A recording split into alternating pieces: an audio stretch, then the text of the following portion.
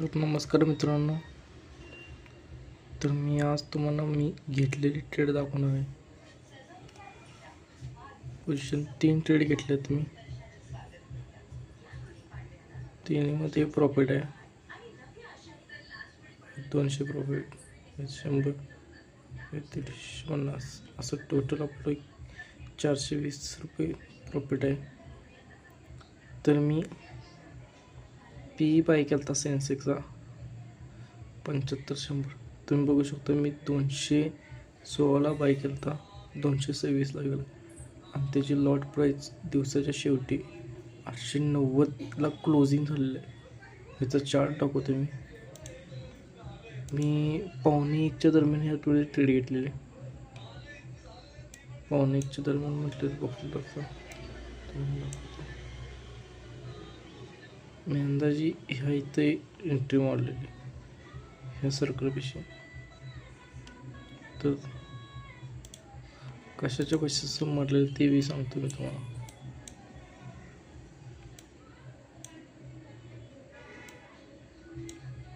हो का, हा आपला निफ्टीचा चार्ट आहे, सेन्सेक्सचा चार्ट आहे. सॉरी, 2 मिनिट इथं मी डबल चार्ट लावून घेतो.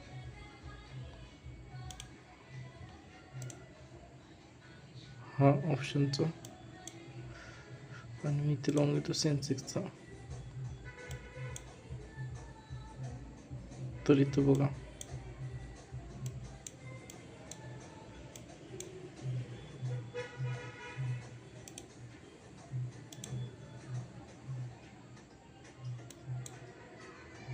जे मी ट्रेड मारणार होतो ते मार्केट इथे होते ह्या कॅन्डलला.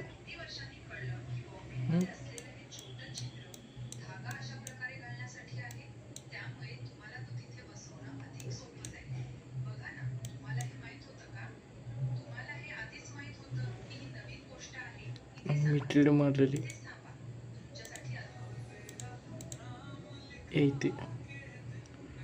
इथे ट्रेड मारली मी 216ला.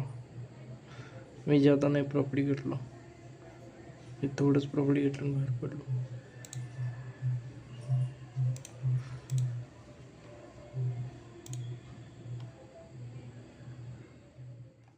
तर मी इथं ट्रेड घेतलेली,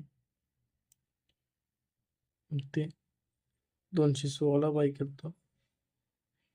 इथे बाय करून मी इथं लगेच विकलेलं 226ला. ह्यात 200 रुपये प्रॉफिट घेऊन आणि मागच्या थोड्या ट्रेडमध्ये प्रॉफिट घेऊन असं ओव्हरऑल मग प्रॉफिट मी 400 रुपये केले. तर मला हे तुम्हाला सांगायचे की मला पूर्णपणे प्रॉफिट घेता आलं नाही मार्केटमध्ये. मला माहित होतं की मार्केट ज्या ह्या ट्रेंड लाईनला ब्रेक करेल ते मार्केट जोरात पडेल हे मला माहित होतं. तरी पण मी ती ट्रेड मुवमेंट कॅप्चर करू शकतो. एवढी मोठी मुवमेंट मला कॅप्चर करता आली. म्हणजे मी अजून कुठेतरी मला असं वाटतं की मी सुरुवात करायला हवी मोठी कॅप्चर करण्यासाठी. बट म्हणजे 400-500 रुपये हे प्रॉफिट नाही. मला मोठे प्रॉफिट घ्यायचे आणि तुम्हाला बी दाखवायचं की मोठे प्रॉफिट कसे घ्यायला लागतात. तर हे सगळं झालं माझं. तर आपण बघूया उद्या आपल्याला काय करता येईल मार्केटमध्ये.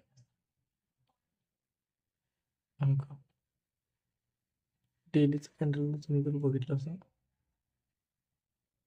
तर मार्केटने एक हॅमर कॅन्डल केलेलं आहे. हॅमर कॅन्डल, बरोबर आहे.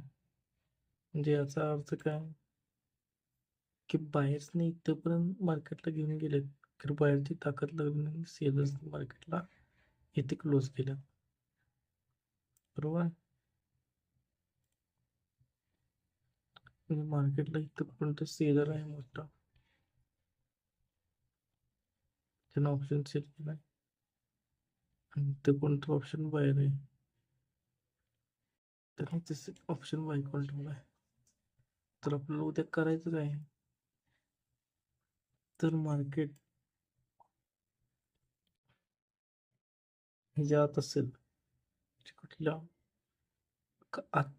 म्हणजे 72,253 सेन्सेक्स मध्ये, तर ह्याच्या खाली असेल तर आपण पीईचा विचार करायचा आहे, फक्त पीईचा विचार करायचा आहे. ह्याच्या खाली आपण फक्त पीईचाच विचार करणार. ह्याच्या खाली जर मार्केट ह्याला क्रॉस केलं तरच आपण सीईचा विचार करणार.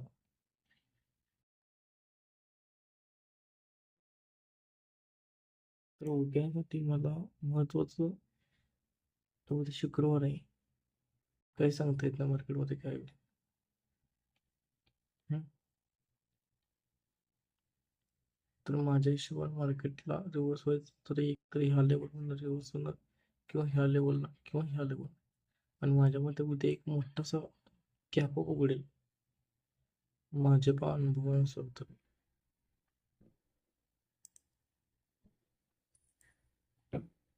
तर मार्केट गॅप इथं उघडलं तर मार्केट इथनं पडू शकतो, इथं उघडलं तर इथं पडू शकते.